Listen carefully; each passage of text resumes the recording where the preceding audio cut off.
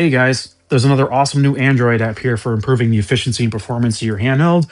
So stick with me for another few minutes and we're going to take a first look at it. All right, we're going to get started. I'm going to add the GitHub link into the description below. You want to go ahead and get that lined up to your Obtainium so you can be ready for any updates. This is the first public release, so there's going to be a lot of updates coming, I expect. So the app's called Pulse, and you're going to see we're going to go to the GitHub page here. We're going to scroll right on down to releases. Shout out to K Retro Gaming and their developers for hosting this and for putting it together. So we've got version 1.19.3 is the first public release. So we'll go ahead and grab that and scroll on down to Pulse. According to the GitHub, the Pulse app stands for Performance, Utility, and Load System Efficiency. Pulse is a no-route performance tuner for handheld gaming devices with the Snapdragon 8 Gen 2 and Snapdragon Elite chipsets. Namely, right now, that would be the Odin 2 line, so the Odin 2 Portal, for example, the Odin 2 Mini, and the Thor, as well as the RP6 and the Odin 3 with the Snapdragon 8 Elite. Basically, what that means is the app is able to tune your chipset and TDP to adjust for performance and efficiency towards a preset target. I'm not going to get too in the weeds here with jargon. There's some really good descriptions on most of these features anyway. But you'll see the marquee feature right up there at the top, auto-TDP, which can basically set your clock speed based on a preset FPS target, which is sort of the holy grail in handheld gaming when it comes to performance and efficiency.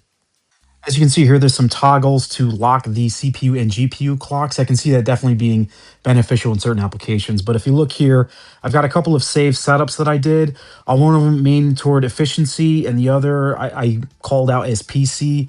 The PC one, I basically just took the cluster tune preset for medium underclock, so it operates off of that. The efficiency one, I took that same one and basically just lowered the clocks a little bit further, basically naming so there's not power wasted on CPU overhead. You'll see more of these in a second once we get to the per application settings, because each app and even each game within an emulator tends to have specific settings that are optimal for them. So once we get into that, you're going to see those come into play again. Clicking that settings sprocket in the upper right-hand corner, you get to this page. You see that top toggle there where Pulse is active is basically just the universal on switch for the app. Next, we've got a couple of little appearance toggles. These are kind of fun. I like that one with the falling petals. That's kind of neat. Basically just a bit of an overlay or a background for the application itself here. Down after that, we have some settings for the pull-down menu to show what happens when you click that, and you'll see me push the pulse here, and it brings you into this menu. And then if you hit the settings sprocket, you get back into the menu we were just in.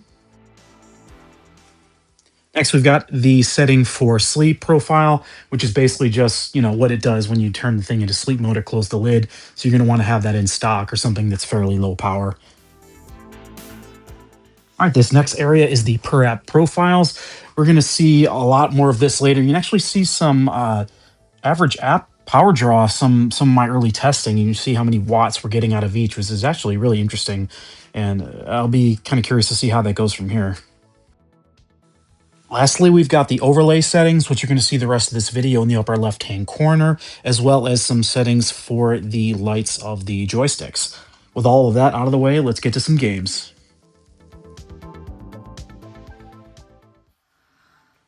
First up, we've got Wreckfest, which I actually chose for two reasons.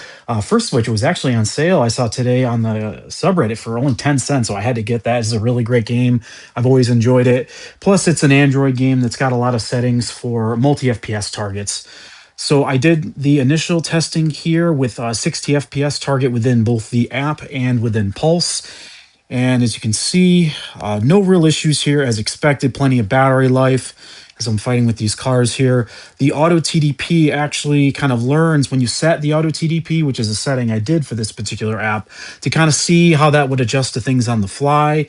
And as you can see, there's really no issues here so far. We're operating at about 6-7 watts so far with no drop frames and about high 50s, low 60s on fan and GPU.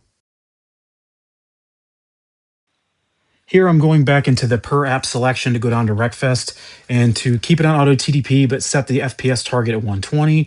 And we've got balance on the efficiency mode, which is one of the actual presets rather than any of the ones I made so far.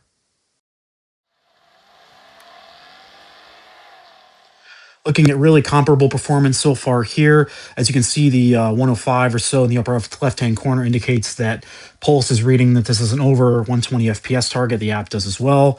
So again, about low 60s on fan and temps, which is good considering, we've majorly increased our FPS and really not seeing much worse for wear on the 80 TDP, only about 7 or 8 watts. See me wipe out a little bit here. So far so good with this one. Next up, in honor of my favorite game of all time getting a next generation update, we're looking at Ship of Harkinian, which is so far the best way to play Ocarina. Obviously, this is going to be playing at 120 FPS, as you can see in the corner there, which you're obviously not going to see on YouTube, but take my word for it, it looks awesome. Very low temps and fan here. This is, again, set on the Thor efficiency preset that I made, and this is super early on. As you can see, no real work on the CPU or GPU with this title, which is to be expected. It's a really old title, even with this graphics pack.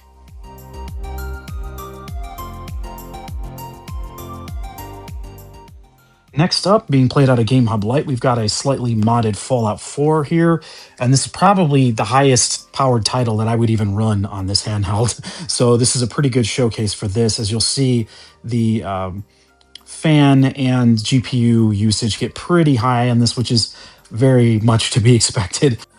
Just a second while I greet everyone's favorite Taskmaster here. Walk it off, Preston. So as you can see here, we're in the low 80s, high 70s on fan and GPU, which is to be expected with this title, honestly. And that Thor PC preset that I made probably isn't perfect yet, plus the app is brand new, so we'll see. Next up, we've got a little bit of NX. I chose Trails of Cold Steel 3. People know me, know I love this series. Plus, it's fairly low end on this console. As you can see here, very low on the CPU and GPU. And I've actually had some issues running this title before with Cluster Tune, so I wanted to check it out and kind of see how the CPU and GPU adapt. Not in the overworld here, but really no issues, no drop frames, set on that balance preset, which I'm using because Switch just varies so much between this and the high-end titles. Like this one, for example, which you might recognize if you can actually see it through the blur I'm using. This is TOTK, which is a major struggle on this thing to begin with. I don't have NX Optimizer running on mine, but as you can see, doing pretty good here, around 6-7 watts or so, and running as this game does in the high 20s to 30, depending on the situation. Which you can see here running in the mid 20s on my Thor Max with the CPU and GPU percentage of workload being untethered, which is what we're looking for. Rounding out the high-end titles, we've got Far Cry 3 here operating out of Winlater. This is another one of the titles that I put a FPS cap on. You'll see here running at about 30. And one of the reasons I do that is because I played this game on 360 and that's what it ran on. So I don't really need this game running on a handheld at 60 and blowing out my TDP. So as you can see here, we got some nice limitations on the CPU and GPU running in the 50s, low 60s. So this is a really solid experience here.